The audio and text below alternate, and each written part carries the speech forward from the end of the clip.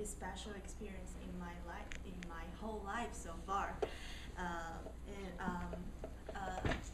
I'm Chinese and I grew up in Beijing. Unlike the education you guys have, we barely hear the volunteer job in my life. And once I met a friend who is American and name's Mike, and he bring me to join a volunteer like a organization and like an NGO. So I go to the Cambodia. I went to the Cambodia with them, and I stay there like 2 years to help the children and help the people there. The first thing I did in Cambodia is help the orphan build the fence because they live in front of the highway. So it's very dangerous. So we bring the fence for them. And second thing I did in Cambodia is we built a bridge to them because when they're raining, the kids cannot go to the school because of the heavy rain. And so we our team member built a bridge to them. And the reason why I stayed there like 2 years because once I leave to I'm going to leave to the Cambodia, and the kids like see me with the eyes like, are you gonna come back again? So this is the reason why I keep staying there. So today is this is my speech. So thank you guys.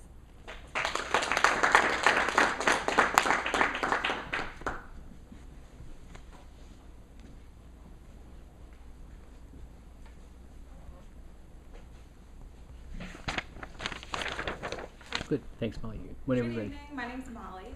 Tonight I'm going to be talking to you about a company I interned for last summer. So I interned for a bridal designer named Amsala. So it's funny how Amsala started. She got engaged in 1985 and she was looking for her bridal gown and she couldn't find anything that she thought was perfect for her. So she said, okay, I'm going to make my own. So from that started her own company called Amsala Bridal. Her gowns are known as clean, timeless, very classic and chic. So that's kind of the ambiance she has in her salons throughout the world. So some of her main competitors are designers such as Vera Wang, Monique Bouillet, if you know any of those, Reem Acra, Oscar de la Renta. Her gowns specifically range from about $4,000 to $15,000, but custom gowns start at $20,000. A little bit about what I did when I interned there. So I interned on Madison Avenue at the flagship salon. I was a sales and marketing intern, so I was able to work directly with the brides, which was really cool. And I also had more marketing opportunities where I did consumer behavior reports, Excel type of things, which was also really rewarding. So I just want to tell you a little bit about the company that I grew to love, and I hope you learned something today. Thank you.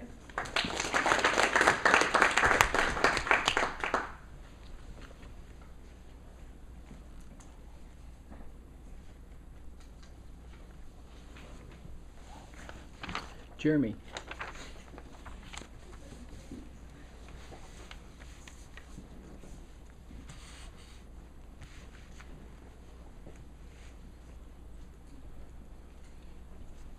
Hi guys, I'm Jeremy. I'm here to tell you that if you are unable to open a door, it's not your fault. It's the designer's fault. So things that designers take into account when they are working on things such as simple as doors are their signifiers. Signifiers are clues that designers give to the people, the users, how to open that door. So for doors specifically, you have things like knobs, handles, and revolving doors don't really have anything to push. So you are essentially given the clues to how to open the door. So a lot of times what happens is designers make these things too confusing and take back all these signifiers that we have to understand how that door works. So these signifiers are quick decisions that we make while we are looking at something like such as a door to open it. So an example of a really poorly designed door would be the old Shine Student Center doors. I don't know if you guys remember them, but they had these long handlebars going across. They're extremely heavy, and you couldn't really tell which side you were supposed to push. So the handles that were on both sides allowed people to be misunderstood on which side they were going to push on or which side of the door was pull or which side swung open. So students became extremely annoyed with doors such as these, and instead of actually trying to open it, they pushed on the handicap button instead. So next time you come up to a door that you don't understand how it works, don't blame yourself, blame the designer.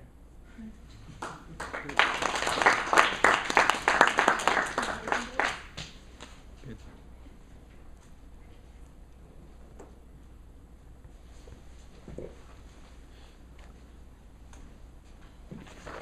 Peter.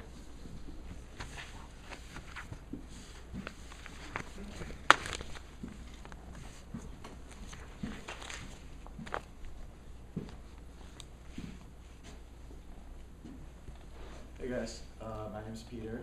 I'm going to talk to you guys a little bit about a man named Pablo Escobar. He was born on December 1st of 1949.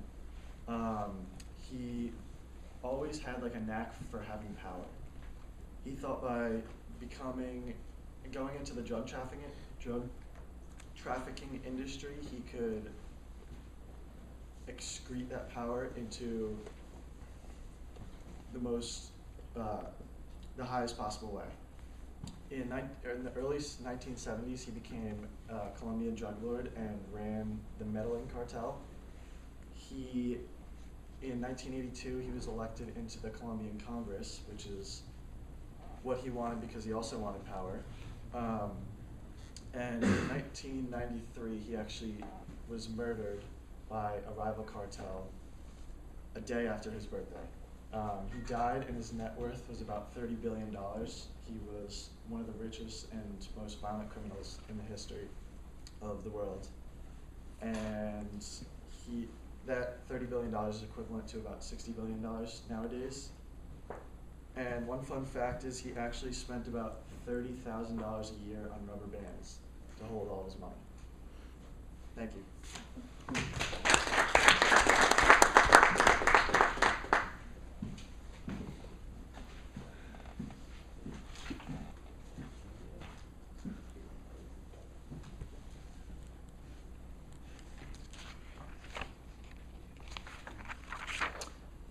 Alex.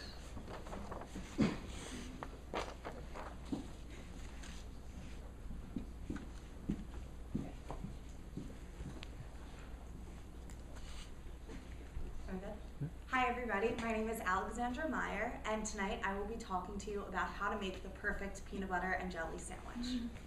Have you ever wondered what the secret is to the perfect peanut butter and jelly sandwich? Well, tonight is your lucky night because that is what I'll be talking about. First, we'll start with the bread. For me, my personal favorite is potato bread because I like the consistency and I like the taste of it. So first, you put the 2 pieces of bread into the toaster oven and toast them lightly for about a minute to a minute and a half. Once you're finished toasting them, carefully put them on a paper plate with the two slices next to each other. Then put the peanut butter on one slice, put a thick layer of peanut butter on one side, and then put the jelly on the other. Now, I believe the secret is to have more jelly on one side than peanut butter on the other, so then when you're eating it, the peanut butter doesn't stick to the roof of your mouth. So after you're done putting the peanut butter and the jelly on both slices of bread, put them together, and then you're gonna cut them vertically and then cut them horizontally, because who wouldn't want 4 slices instead of 2? And that's how to make the perfect peanut butter and jelly sandwich. Thank you. Wait, no samples? I know.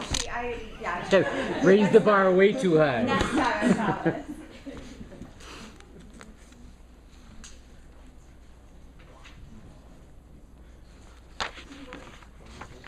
All right. Chris.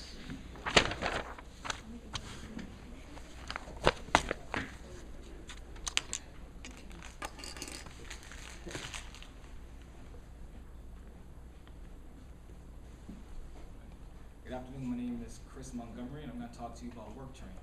How many of you in here have applied for a job and have heard nothing back?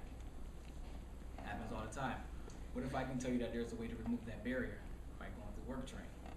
What you do is you come in for an info session, learn about the program, then go through an assessment week where we learn more about you and we learn about where your current educational levels are. After that, you go into a remediation program where you can either take job readiness program, or you can take the industry specific training, or you can prep for your interview and we get to learn more about how we can help you in the industry that you get into. After that, you will sit down with the employer and they will actually come to you and they will interview you in a one-on-one style, and then from there you go into a 2-week onboarding process where you go through all of your screening, you go through all of your training, and then you are into the role that you want to be in. For any more information, you can always visit 100 New Street and get the nuts and bolts of the program and learn more about Work Train. Again, my name is Chris, and thank you for learning about Work Train.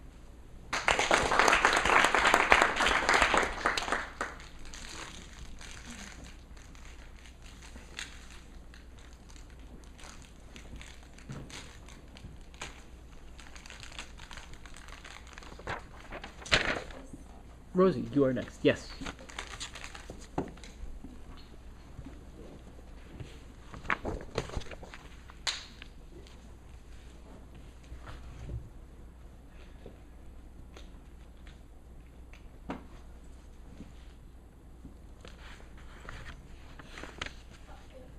The blackboard was removed. Thank you, Will. Are you fessing up to causing the problem?